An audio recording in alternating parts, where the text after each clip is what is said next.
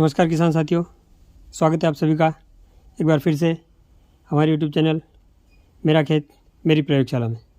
साथियों, आज हम प्याज का बेसल डोज तैयार कर रहे हैं। प्याज की रोपाई चालू होने वाली है और साथियों, यहाँ पर हम 1 हेक्टेयर का डोज तैयार कर रहे हैं, जिसमें हमने 2 बैग DAP, जिसमें 18% नाइट्रोजन 46% फास्फोरस होता है, वो लिया है। उसके साथ हमने लिया है 1 bag 50 kg muriate of potash, जिसमें 60% पोटेशियम ऑक्साइड के रूप में होता है, वो लिया है। इसके अलावा हम यहाँ पे आप देख रहे हैं फिप्रोनिल एक प्रोडक्ट रखा हुआ है। 4 और 4 8 kg हमने 2 kg प्रति बीघे के हिसाब से 8 kg हमने फिप्रोनिल 0.6% यूज़ कर रहे हैं, जो जड़ में लगने वाले कीड़े को रोकने का काम करेगा। इसके अलावा 20 किलो हम यहाँ पे सल्फ़र बेंटोनाइट यूज़ कर रहे हैं। साथियों, आपको जानकारी होगी, तेल वाली फसलों के अलावा प्याज और लहसुन को भी सल्फ़र की अति आवश्यक मात्रा में आवश्यकता होती है, जिसका डोज अगर बेंटोनाइट सल्फ़र हम लेते हैं तो 5 kg प्रति बीघा या 20 kg प्रति हेक्टेयर रिकमेंडेड डोज है इसका। और वहीं पर अगर हम सल्फ़र WDG 90% अगर लेते हैं तो इसका 10 kg प्रति हेक्टेयर का डोज है। साथियों, बेंटोनाइट धीरे धीरे पौधों को अवेलेबल होता है और WDG फॉर्म में जो सल्फ़र मार्केट में उपलब्ध है वो फास्ट रिलीज़ होता है, पौधों को जल्दी अवेलेबल हो जाता है। इसके अलावा साथियों, हमने यहाँ पे ह्यूमवी के पावर 1 किलो प्रति हेक्टेयर के हिसाब से बेसल डोज में हम इसको यूज़ करने वाले हैं, जिसमें साथियों इसमें ह्यूमिक एसिड 75 से 85% बताया गया है, फॉल्विक एसिड 5 से 10% और पोटेशियम 3 से 5% इसमें बताया गया है।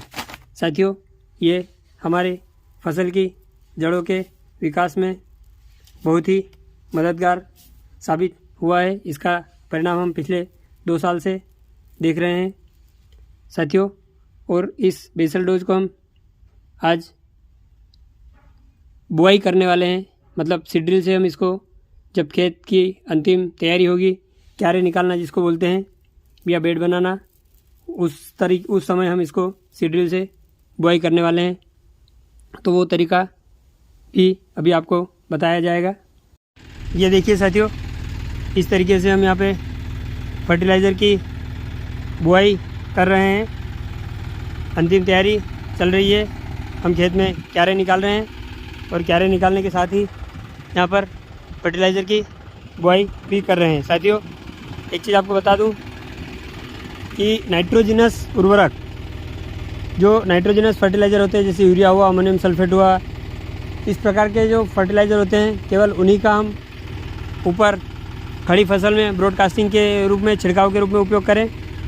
इसके अलावा जितने भी हमारे फास्फेटिक फर्टिलाइज़र होते हैं, जैसे DAP हुआ, सिंगल सुपर फास्फेट हुआ, double super phosphate, triple super phosphate या पोटासिक उर्वरक, muriate of potash, sulphate of potash, इस तरीके के जो भी उर्वरक हैं उनका हम बेसल डोज के रूप में फसल की बुआई के पहले उपयोग करेंगे, तो उसकी इफ़िशियंसी ज़्यादा रहेगी, फसल के ज़्यादा से ज़्यादा वो काम में आएगा, क्योंकि ये फर्टिलाइज़र फसल की जड़ क्षेत्र, रूट जोन के नीचे होना चाहिए। अमूमन किसान हम क्या करते हैं कि फसल की बुआई के बाद में या क्यारे निकालने के बाद इनको हम खेत में फेंकते हैं, जिससे कि यह जड़ क्षेत्र के नीचे नहीं पहुंच पाता है।